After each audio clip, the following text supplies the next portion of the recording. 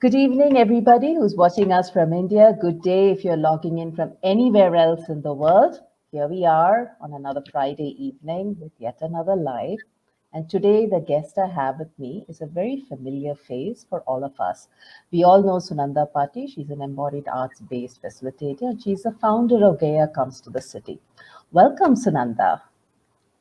Thanks, Rekha. It's lovely to be here yet again. I think I want to say this that, since it's my third or fourth time, I can't recall, I think fourth time, with every time I've been feeling a sense of greater comfort.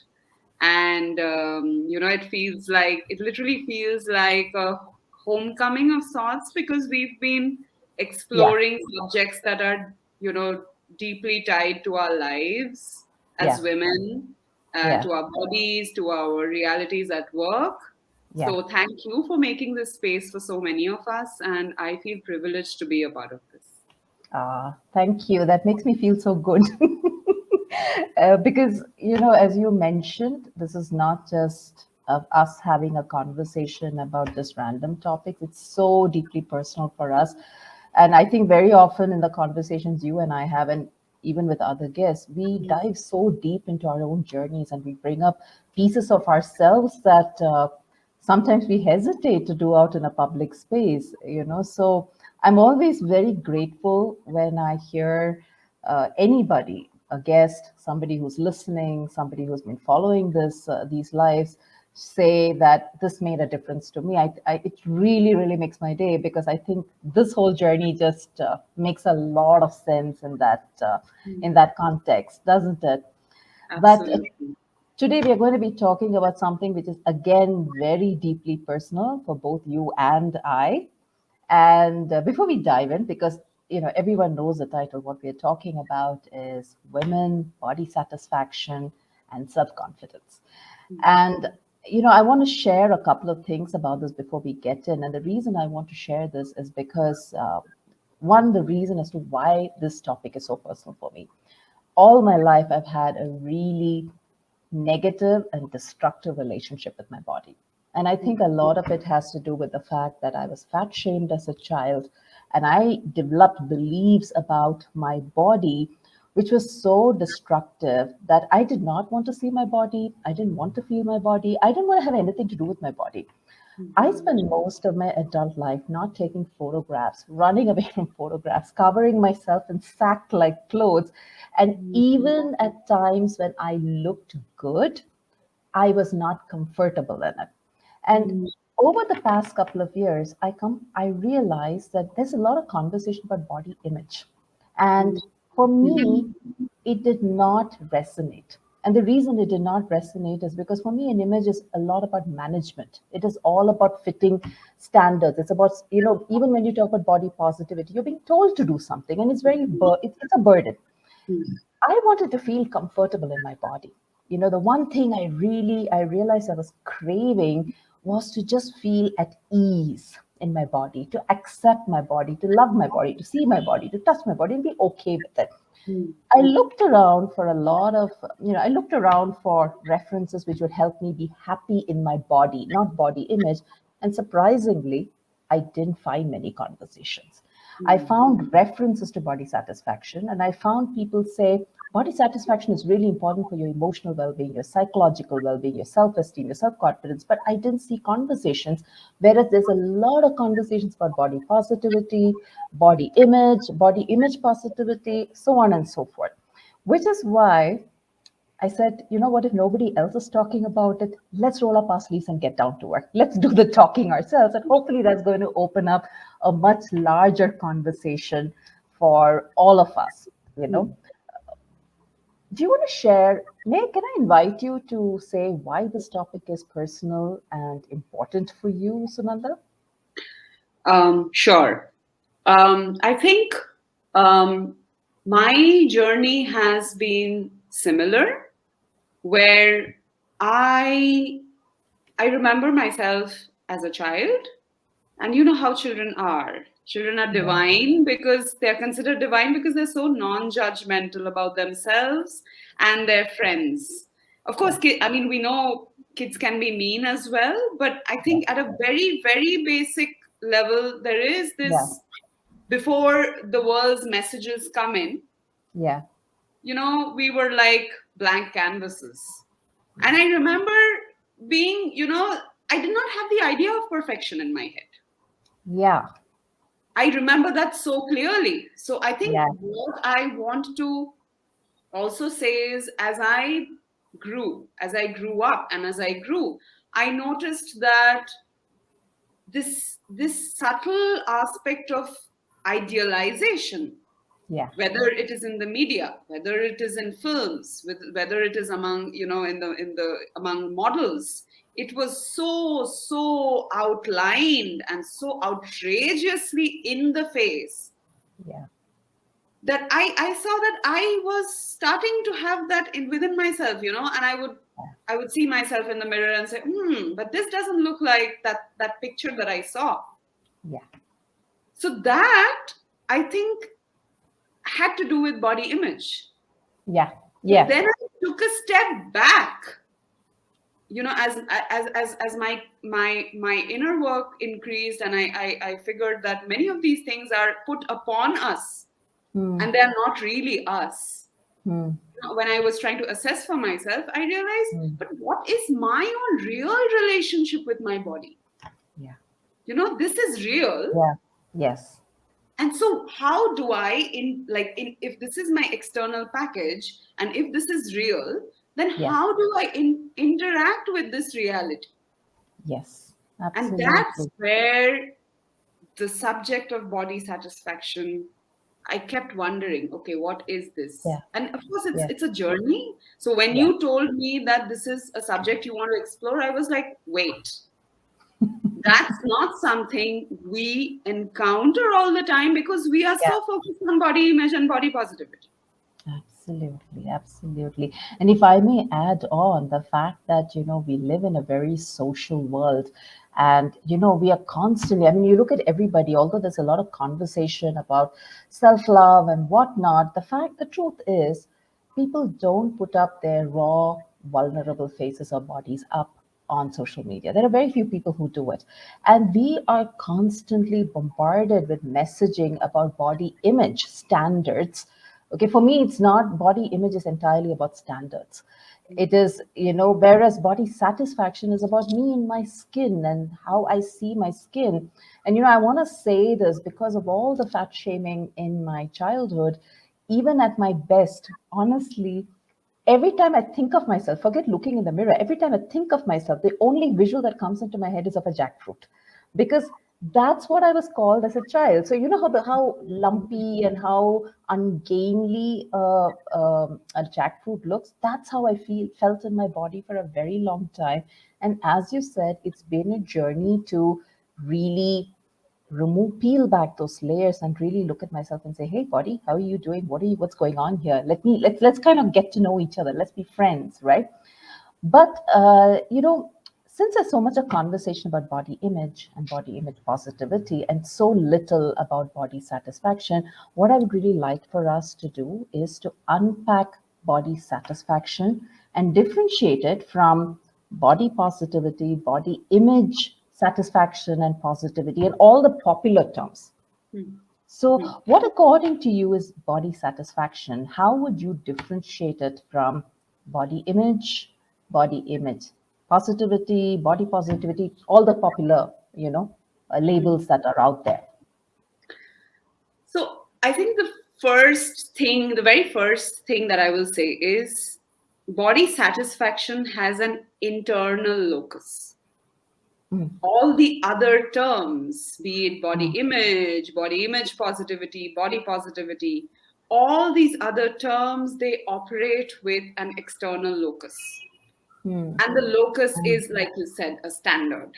The yeah. locus is a certain visual at a certain point in time, which is, up, Mm, which is hailed as, oh, this is the standard, and this is what we should all mm, aim to be. Like, no one is mm, really giving those speeches, but that's the sub mm, that's the subtext. Whereas the internal locus is, okay, this is what I have. mm, okay, what is my relationship with it? Hmm. How do I relate to this? How do I talk Hmm. to it? So there is a Hmm. certain level of acceptance. There Hmm. is a certain level of seeing with our own eyes, in Hmm. our own bodies, and with, every individual does that for themselves. Yeah. Versus body positivity, body image is like, no, body positivity is actually can be quite toxic, because if a I. person hasn't journeyed to Yeah. feeling authentically positive about how they feel in their skin, it can be Yeah. like repression, it can be Yeah. suppression, it can be all of Yeah. those things. Yeah.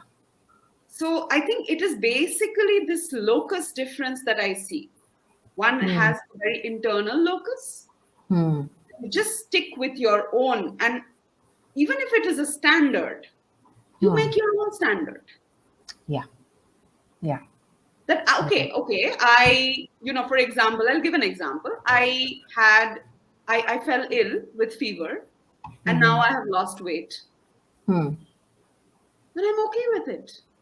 Hmm. Because if you know how women are treated, a lot of times, if they lose Yeah. weight, it's a problem. If they gain weight, it's a problem.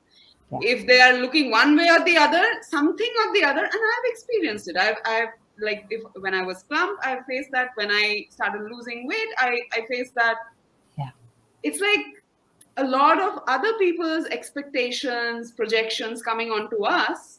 Hmm. And in body satisfaction, it is literally like, wait, wait, wait. Yeah. What is my relationship with my own body? Yeah.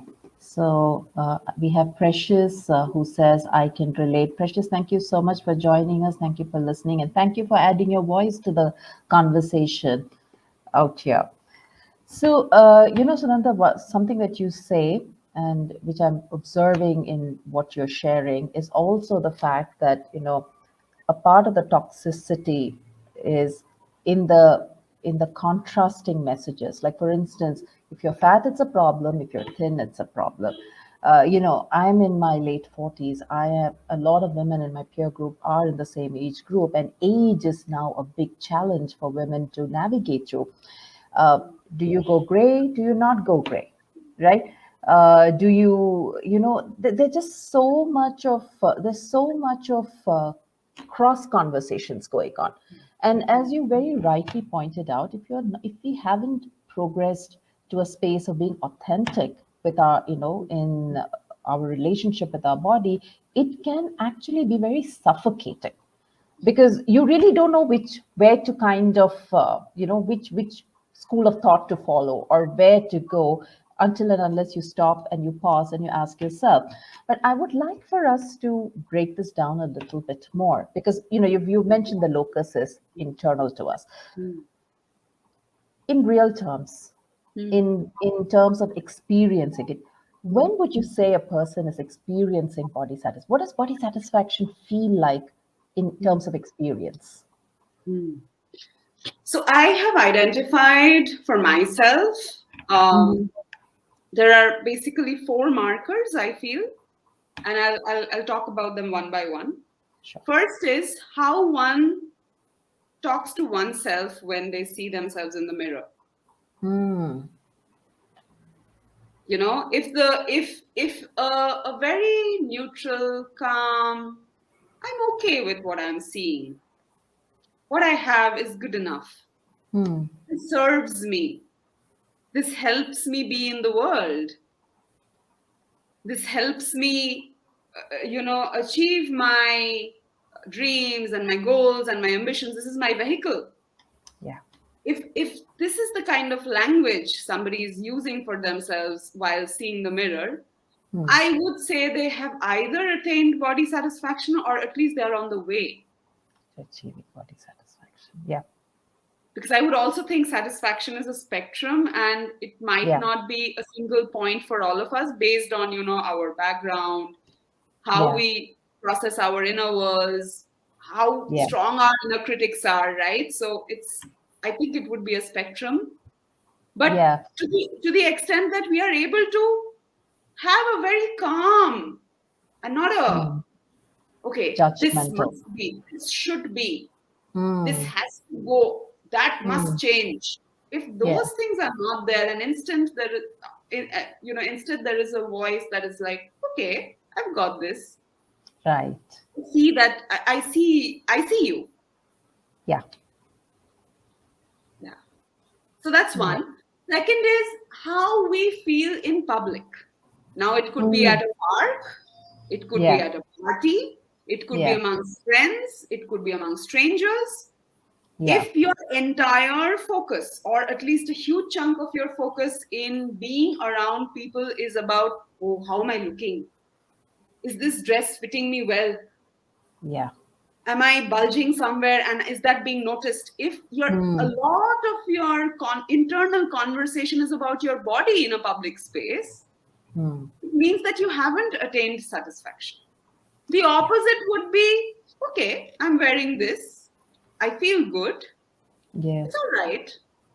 Maybe I've put on a little weight. Maybe I'm not looking like how I was looking 2 days ago. I look different, Yeah. but I see myself, and I don't have to validate myself in any other form to anybody else. And I Yeah. think the internal body conversation, basically, kind of, all those voices come down in public. Mm. I think that might be an indicator that body satisfaction is Yeah. settling in Yeah. more and more. Yeah. And then the third would be, say, with intimate partners. Ah, okay. Like, there's just so much of our body and vulnerability kind of comes out when we are with people we share intimate spaces with, right? If Mm. in those spaces our voice again is gentler, Mm. or is not focused on the body, actually Yes. is focused on, okay, how do we co-create this space? What is Yeah. beautiful about this space? How do Mm. we share? Then Mm. it means the criticality of the body being of discomfort Yeah. has moved to the space being important, integral, Mm.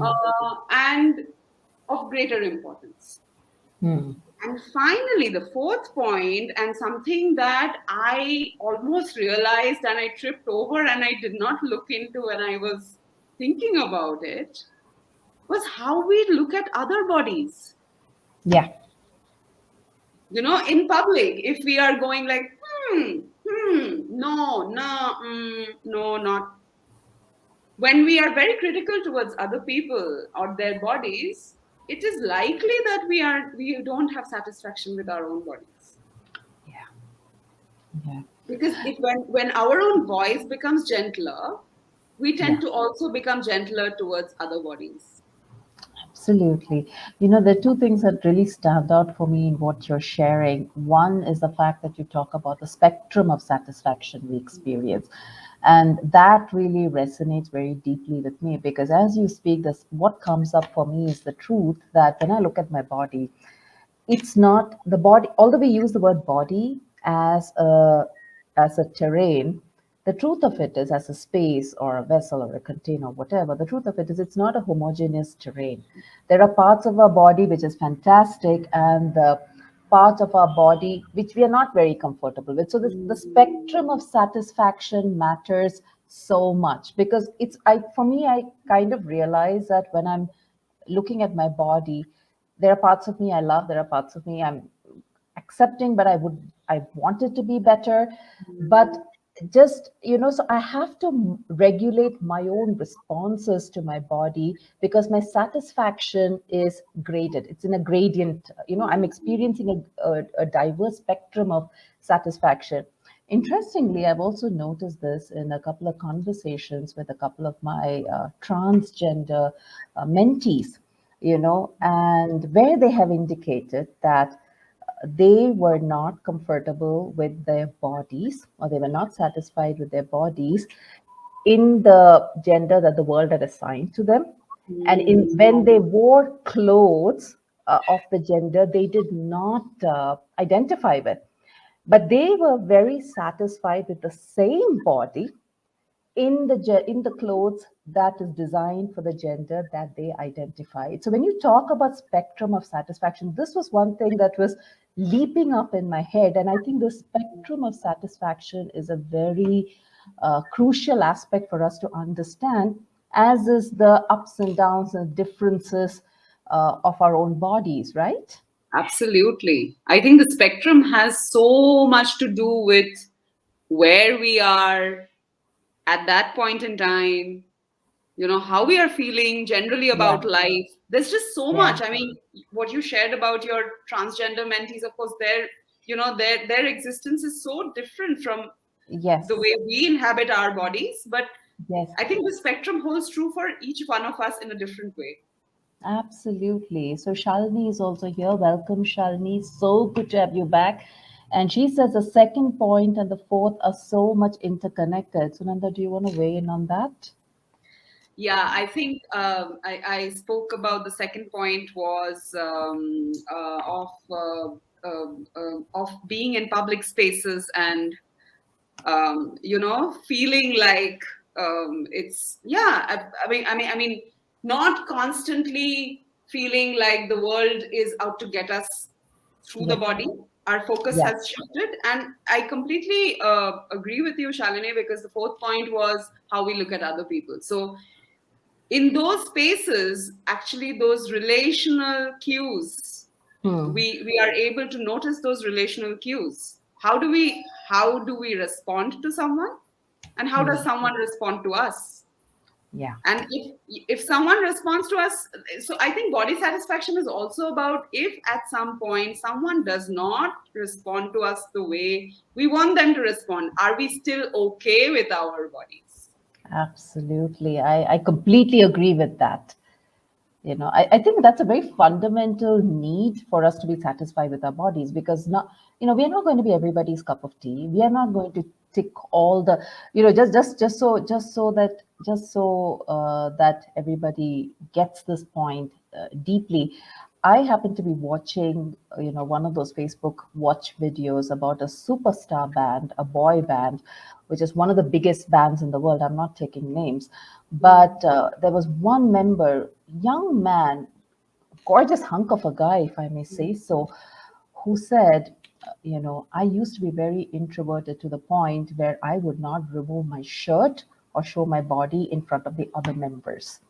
And for me, when he said this, I was thinking, my God, this guy looks fantastic. He has everything going for him to ensure that he's not just satisfied, but he's actually, celebrating his body and celebrating his body image. But when I heard that statement, it suddenly struck me, this is somebody, this is a human being who's not very happy with his body. He's not satisfied with his body.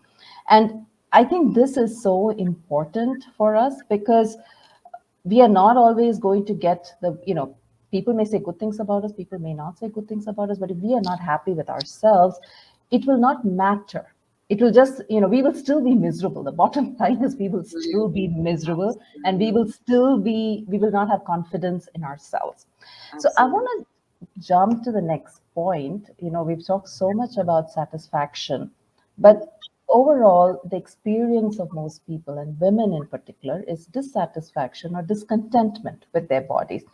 Why do you think so many women are dissatisfied or discontented with their bodies? And according to you, what are the three glaring consequences in a limiting way that stand out to you as a result of us having being dissatisfied or discontented with our bodies? Um, so I will talk about how bodies, like women's bodies, were considered. Actually, if you read up about how the situation used to be like before patriarchy set in almost 12,000 years ago, before that happened, actually in warrior tribal cultures, the feminine was worshipped. So lot of these pagan pagan cultures, if you see, like big breasts, big hips, a little bit of fat here and there, and it was because the woman's body was thought to be the carrier of life. Yeah. And none of it was put under the radar, questioned. But once patriarchy came in and this whole land owning thing, and you are my property, that's my property, the woman is my property, that whole, that flow of thought and applying that thought into the world came in, it became about idealization. Men would freely take advantage of this and explore their sexuality, but the woman was made to stay put Yeah. and rear children and maybe Yeah. even have discontent about what they were going through. But the man had Mm. choices, and if you have Yeah. choices, then there is a constant internal dialogue about, oh, am I good enough? Will I be Yeah. left if somebody else is better looking?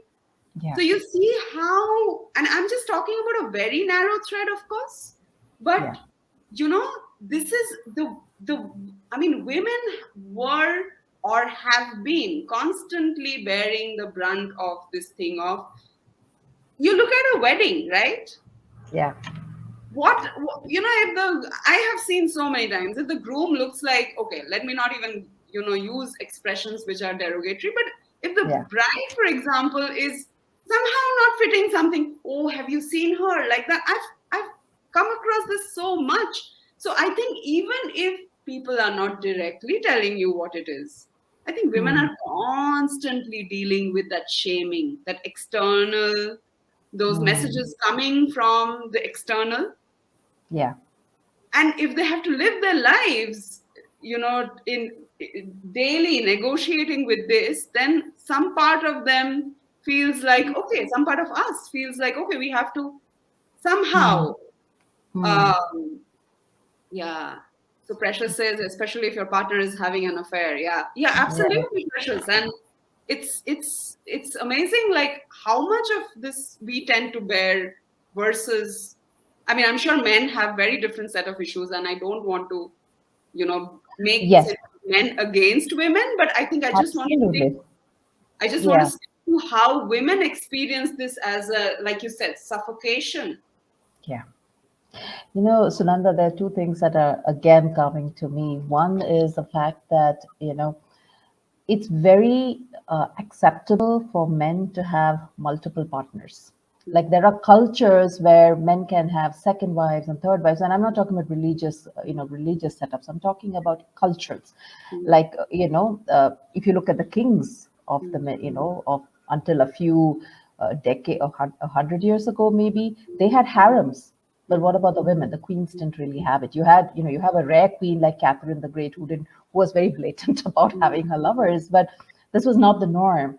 mm, The second thing that strikes me as you're talking about is the fact that women are objectified, and we don't even realize how much we have objectified ourselves. Because if you look at the pagan cultures, or shamanistic cultures, or mm, the ancient cultures, there was a flow to a woman's life, and that flow was, you were a girl, then you were a woman, a mother, whatever, and then you became a crow. That's mm, the fundamentals of your pagan religions, or your old religions, as I mm, like to call it.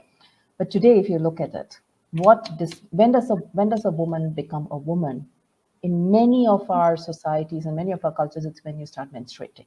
Now, you can mm, start menstruating at the age of 12 or 11, and you're still a child at 12 or mm, 11, even if you're having a menstruation, but you're mm, treated as a woman at that point in time. mm, And you're starting to learn how to be a woman, right? mm, Likewise, when you come to your 40s and your 50s, you're transitioning into your into being an older person, and your body is changing.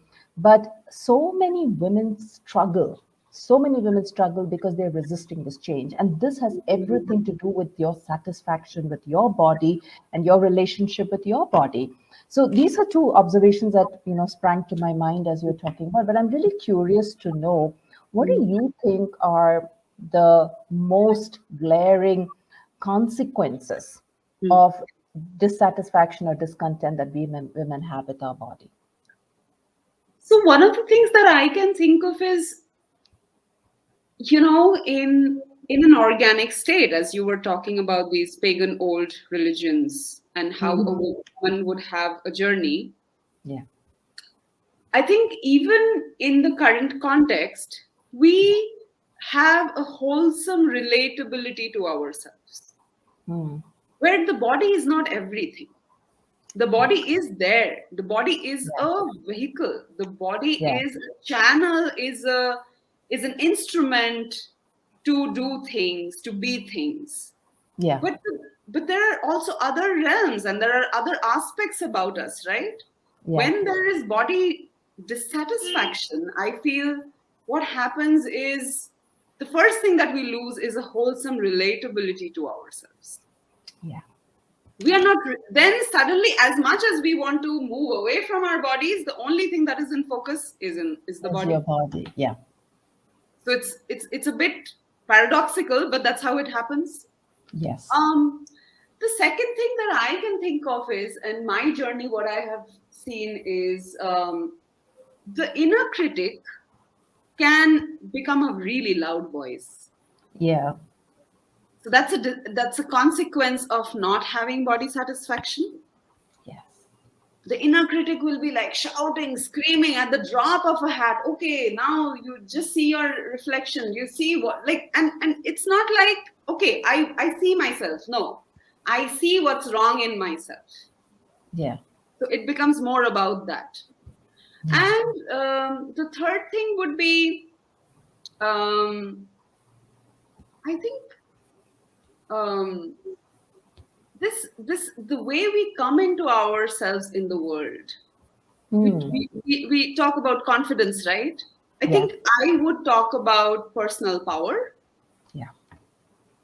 So it could mean that we stay in dysfunctional situations, Yes. we stay in toxicity Yes. because we have this relatability issue. Yeah. We tolerate a lot of nonsense Yes. because simply because we have body dissatisfaction. Yeah. Yeah. Absolutely. Absolutely. I think those are very powerful points. And I mean, when we had to title this conversation, I was myself lost as to how do I correlate body satisfaction to the biggest loss that a woman suffers because of dissatisfaction in her body. And self-confidence was the one I came up with, because I said that's tangible for people, because every woman knows what it feels like to walk in a skin or in a body that you don't feel comfortable or confident in, because you're always apologetic for who you are. That's the truth of it, right? But it goes, as you very rightly said, about personal power. It goes about, we show up as very diminished versions of ourselves if we are not comfortable in our bodies, right? So Absolutely. one thing I discovered in my own journey, Sunanda, was that shame had a very big role to play in my satisfaction or discontent with my body. I mean, to the point shame warped my relationship with my body completely. And it was in understanding shame and deconstructing shame that I was actually able to make some headway in, re pivoting my relationship. I'm still in the process of doing it, but that's where I'm at. So I want your thoughts and insights on what role does shame play in preventing us from accepting our bodies and experiencing satisfaction. How does the shame take root? And how do we as individuals continue to feed this shame as we navigate through life? Because we seem to be constantly in a state of dissatisfaction. So obviously we are feeding the cycle, we're strengthening the beast, right? Yeah. So I would love to know what your take on this. I would like to hear from you on this. um Shame actually is a very interesting. Um, when I say interesting, my intention is not to glorify it. My intention is to say that it has a very interesting place in our psyches and what it does when it comes to a Mm. subject like body satisfaction slash dissatisfaction. Mm-hmm. I think the metaphor I often give to shame is like a clear glass wall. Mm. in my work with people, in my work with myself, I have often noticed that I don't even know that shame exists. Hmm. Because shame comes with a lot of pain, grief, heaviness. So there is a tendency to not even know that we are ashamed of something very Yeah. directly until we Yeah. say, oh, this is there. Yeah. So I think that's how that's so it's like, so I'll tell you how it feels like. It feels like there is a glass, and I can see through the glass, and reality can be seen through this glass, but it Mm-hmm. is actually distorted reality. Hmm. Now the shame is actually distorting reality. Yeah. So I think that is how shame blocks us from seeing or accepting ourselves Yeah. in a way. If we were to see life without shame, Very true. Very it true. So literally obstructs our view. yeah. So how do we learn to be ashamed? Because when we started this conversation, you talked about something which is a truth of life. That children, as children and as very young children, we are as close to the divine as possible. That's the closest we are, right? And after that, we learn all the ways of men, which distort our relationships with ourselves, with nature, with world, with life itself. How does shame take root in in a young child which is so pristine? How does that happen? And then how does that cycle continue? Because clearly once it takes root, the reason I'm also asking this question is because a lot of times there's this belief that, okay, so you're a child, you didn't know better, but when you became an adult, you have it's almost like you're responsible for undoing everything you learned as a child. And you and I have talked about this so often, that everything we learn as children is not just someone teaching us. There are many ways we absorb it. So I'm very curious to know how we internalize shame, specifically because you mentioned that shame is something that we don't often realize we are experiencing until there is a magnified sense of grief or discomfort or discontent. Great question. I think shame takes root because how we feel in the world. Hmm. So, see, I feel at a when a child is still untouched by all these influences that can become heavy or oppressive, Hmm. the child is still like, yeah, I am. Yeah. The child doesn't say, I am good, I am bad. All this is taught in the schooling Hmm. system, in the parenting system. Yeah. The child is, in fact, we are blissful as children because we are able to say, I am. Yeah. So I think shame happens like like if you see, the snowballing effect in the mountains Hmm. when an avalanche happens, Yeah. and it keeps collecting stuff and coming down. Yeah. So I think shame is like that. Shame takes root, yes. But Mm-hmm. then there is always an internal voice which says, oh, but I know this person so well, and they are saying this about me, so it Yeah. must be true. Yeah. I remember that this is how shame started take shape in me. Hmm. I mean, I had to later, and the speed at which it occurs is also so disorienting for people, a lot of times at an unconscious level. Hmm. And life happens at an overwhelming pace that we just go along, right? Hmm. Until it's like a massive Yeah. thing Hmm. that we have to unpack, that we have to break into, to somehow Hmm. big, and Yeah. we come back to that aspect of suffocation. Yeah. So I Yeah. think that's the journey, and it's always in hindsight that we unpack shame. I When we are agree. actually feeling ashamed, we are not in a state because it's happening at a Yeah. Yeah. rapid pace. What you remind me of is the fact that, when I was telling you when we started out, I said my journey was that I was fat shamed as a child. And one of the words, that was used to describe, fat shamed with with a number of names, but the one that stuck to my head, which sticks to my head to this point, is jackfruit. Mm. And now there is a very, I'm very aware of this word. I'm very aware of my processing of it. But there are times when I will wear an oversize, I'll wear an XL shirt. Or for the longest ever, I would buy clothes that were XL when I was an M size. And the reason I would buy an XL thing was because I wasn't even aware I was doing this.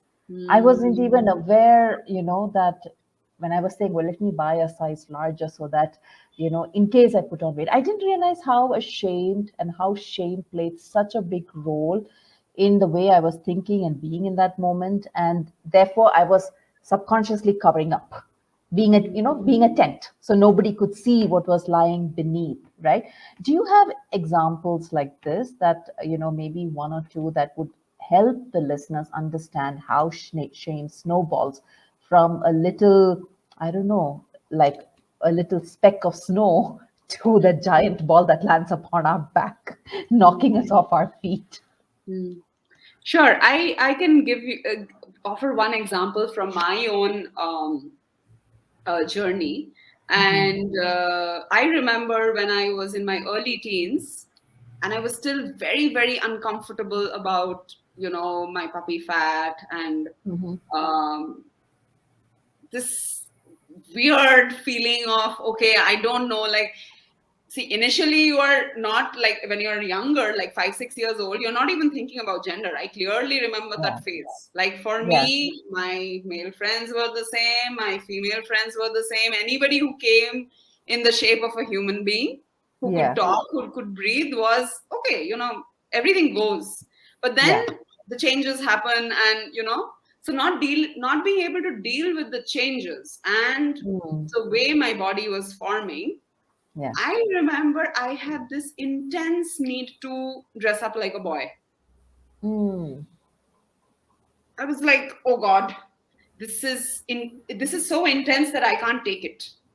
And Yeah. maybe if I completely shift focus, and of course this is something that I unpacked later. Mm. But if I shift focus, maybe things will become bearable for me. Yeah. So, again, the oversized thing, and then Yeah. cutting off my hair, Yeah. and playing a lot, and, doing a crazy number of things. And of course, I continue to love playing. I mean, I later Yeah. realized that my love for sport and my love for, whatever I was doing back then, it is related, but it also has, they Yeah. both have independent existences. Yeah. But my point was, I was doing a lot of things to get away from that state. So I Yeah. think if anybody finds themselves trying to resist a lot or Yeah. push away and reject and go to something else, then there is A something lot. there. Yeah. Yeah. And there is Absolutely. place for curiosity, question, okay, why might I be doing this? Hmm. What could be happening with me that I am making these choices? Yeah. Yeah. Yeah. Absolutely. I think that need to escape, as you rightly put it, that what is making me escape, and something makes me want to run away. I think we have to sit Mm. down, sit with it, and then say, okay, what's going on here, and Mm. what am I experiencing, and where's shame in all of this? Because you have to really sometimes be very intentional about looking for the shame. It's Absolutely. not always easy to find it in the smaller aspects of our day-to-day living, is it?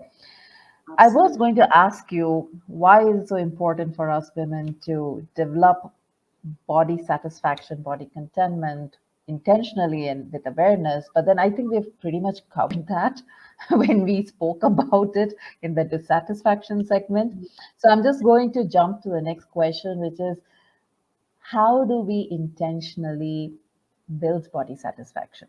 Because, yeah, we can unpack shame as an afterthought in retrospect when we are suffocating, when there's this huge weight on our chest, squashing the breath out of us. But the fact of it is, we're still miserable. Mm. The fact of it is, we'd be so much more happier. We would be happier in our skin, in our bodies as people, in our souls, if we had a process of being able to build body satisfaction incrementally. by Mhm. tackling the challenges, right? So how do we do this? How do we get started on this journey? So, the very first thing that I would say is shame. Since we've spoken about shame, Yeah. shame will not just go away one day. If Mm. we stopped, say, we stopped thinking about shame or we started focusing on something else, Yeah. shame needs acknowledgement. Yeah. So, incrementally, because we are talking about incremental unpacking. As we go along the journey, we try to see how we can negotiate something with something like this. Mm-hmm. I would say, like for example, when we are in front of the mirror, and I am aware that I'm going into the steps to That's talk. okay. That's all right. That's all right. Go ahead. So I'm looking at I'm looking at myself in the mirror, and like you said, like it's very likely that all of us have parts of our bodies that we love, Yeah. and there are parts that are like or like, okay, I want to improve. Mm-hmm. But if there is a larger shame or even micro shame in the body Yeah. to say, Yeah. okay, when I look at that part, I feel ashamed. Mm. There's something about it that makes me uncomfortable. There is shame there. Mm. And I think with just that intentional acknowledgement of shame, Yeah. something can begin to shift. Yeah. Yeah. So that's the first thing. Second Mm. thing I would say is to really, really tune into our own self-talk. Mm. Again, to intentionally tune into our self-talk. Yeah. Self-talk when we are with ourselves, self-talk once we have interacted with the world. Yeah. Oh, if a friend says, oh, you look so gorgeous, like, and someone keeps saying, you're gorgeous, you're gorgeous, you're gorgeous. And then you're like, oh, yeah, yeah, I am gorgeous because this person has said so. Yeah. So if that kind of relational thing is happening, then it needs to also be, it also Placed. becomes a part of self-talk. And then It that is. needs to be recognized as much Absolutely. as the opposite is true. Like if somebody is, for example, you said, right, fat shaming. Yeah. If that is becoming my self-talk, Yeah. I have to acknowledge, okay, I am talking like this. I see my self-talk seems to have changed after I have interacted with this person, Yeah. you know? And what else? I feel there is merit Mm.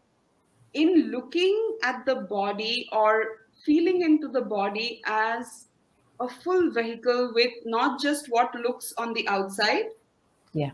but these critical, beautiful functions that are within Yeah. that help us wake up every day, do Yeah. our work, achieve our dreams, make the world a better place, just be Yeah. ourselves to our families, to our friends. It's such a beautiful piece of machinery, our bodies. Yeah. But it is so sad that in popular culture, we are just so obsessed with what is on the outside. Yeah. We have no anatomical knowledge. We don't understand how our internal bodies work, for example. So I feel like when I was actually thinking um, uh, about this topic, I realized there is just so much focus on the external body that Yeah. the internal body is completely forgotten. Yeah. And what if there was integration of the two, Mm. and then we could work from there and say, oh no, this is, Yeah. even just by the wonder of its workings, Yeah. it is able to sustain me through my life. Absolutely. I completely agree. I think it again goes back to what those ancient cultures knew and celebrated when they celebrated the sacred feminine or women, the feminine, the concept of feminine, because there was a flow. women's bodies flow. That's the truth of it. We flow. We have our menstrual cycles. We have hormonal changes. We are constantly in a state of flow. And I always feel as a woman that my body, I feel, is like the moon or the ocean, because there's a rhythm to it. And I feel the minute we start interfering, or we are even disconnected with the rhythm of our bodies, we're in trouble. I think the dissatisfaction for me, it starts from there, just being disconnected from the rhythm of my body. When I know the rhythm of my body, I'm able to be more loving towards my body. I can feed myself with love, not from a space of control and deprivation, but really saying, I want you to be nurtured and nourished. Not that you can eat this so that you shouldn't eat this, or you can eat this so that you look good. It's not about outside, it's about really the internal. So, do you have a couple of suggestions that people can use and integrate into their daily lives to start building acceptance, even before we go to satisfaction? I think you and I spoke about this. Mm. Even before we go to satisfaction, we have to start accepting our bodies. Okay, you Mm. name the shame. As Brian Mm. Brown says, if you name it, it's out there, you can see it, and it loses its power. So, naming the shame is one aspect of it. But how do we start building acceptance, and how do we then start building satisfaction? Can you give us like maybe two or three practices that we can use in our everyday lives? Yeah, I think I'll go back to the one that I was saying about facing the mirror. Mm-hmm. Um, Facing the mirror and then truly seeing what those points of shame are Are. about, Mm. and acknowledging shame in the mirror, not just in the head, because that kind of you're facing yourself when you do that. Yeah. So I'm Yeah. breaking it down so that Yeah. it's clearer as to why Yeah. the mirror works. Yeah. And the acknowledgement slowly makes a softer part come about. Yeah. Yeah. Okay, no, that's true. It's true. What I'm saying is what I'm feeling. I'm not trying to Yeah. cover it up. Yeah. So then a part of us which is more like, oh, okay, I hear you, has a chance of coming up. So I Yeah. think talking to the mirror is very important. Yeah. Um, the other thing that I personally practice sometimes when I Touching. feel disembodied, or I feel like I am not being grateful for how my body is working, forget Yeah. how it looks, whether people are, appreciating it or not, or forget all of that, right? Yeah, I touch myself Yeah. and I say, okay, what is hurting? Is there pain? And if there is pain, so what is the pain trying to tell me? Yeah. If there is tightness, okay, what am I holding here? Yeah. A lot of times, a lot of tightness is actually about, especially in public places, about shame. French. Yeah. It is. Like, like okay, if I hold myself a little closer, maybe something of the reality will not be there. So one is Mm. acknowledgement with touch, Hmm. and the other that I really, really wanted to offer today is this idea of reparenting ourselves. Yes. I Like, love that. in an ideal scenario, forget how we've been parented, what flaws were present or not. In Hmm. an ideal scenario, when a parent, like, imagine holding yourself as a Hmm. baby and seeing Hmm. yourself, and Hmm. you're not judging. Oh my God, this Hmm. looks, this baby looks so terrible. Yeah. No, there is a tenderness. Yeah. So then, can we come to ourselves with that tenderness? Yeah. To literally, if there are, if there was harshness in our environment, okay, then it's in our power to be tender towards ourselves Yeah. and not let the harshness. Yeah. I really like this idea of reparenting, because that's what's worked brilliantly for me, is continuing to work. Because what I do is, it's very simple. When you have a child and your child doesn't do well in school in a particular subject, what do? You double your attention and effort to help that child. to be Mm. better, right? You do your best to reassure the child. You're not going to, I mean, there are parents who are harsh, but I'm just saying in general, our natural parenting instinct is to help the child, however it Mm. manifests. And if we can really, maybe you don't like your hips, maybe you don't like your Mm. backside, maybe you don't like your thighs, maybe you don't like your Mm. breasts, whatever Mm. it is, Mm. if you can, or if, for me, when I look at myself, that part of me which I don't like, and I accept it and say, okay, I will love you and I will take better care of you, I think shame melts at that point in time. Because then, I always believe love melts everything, Mm. whether it's fear or shame. And for me, this has been the most powerful way to really get more comfortable with my own body. I'm in the process. In fact, I have to say, when I said let's do this conversation, I was actually very feeling very vulnerable, because this is a really, I write a lot about my fat shaming and being bullied and all of that, but it's very different to come up online in Mm. front of an audience and say it out loud. But I am just so happy that we've had this conversation, because this is just the first. We have just set the ball rolling. I know there is a lot more that we need to have.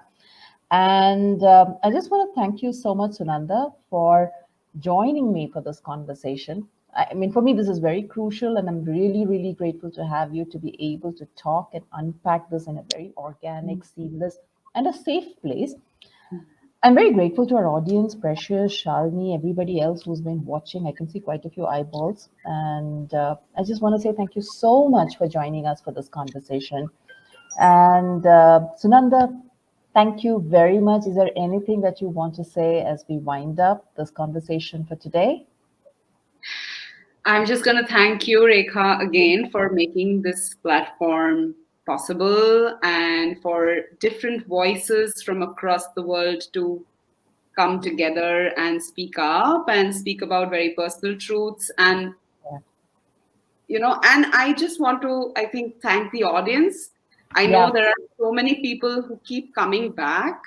Yes. There is something there.